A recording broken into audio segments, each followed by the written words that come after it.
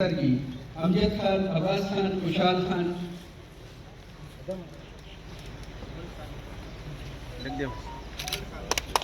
ایمل خان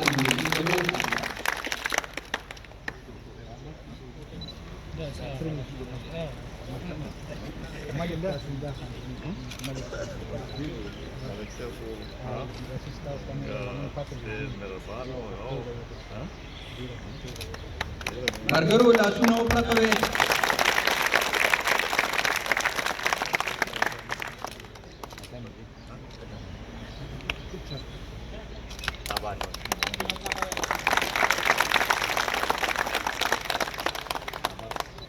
د خپل خاندانه سره د خپلو همخیال ملګرو موږ ورته مبارکي وایو او د زړه د کومې ورته هرکلي وایو چې دوی د یو داسې لارې انتخاب وکړو چې انشاءالله په دې لار به دوی چرې ستومانه وي انشاءالله. زه اوس امجد خان ته دعوت ورکوم چې راشي او یو څو خبرې وکړي.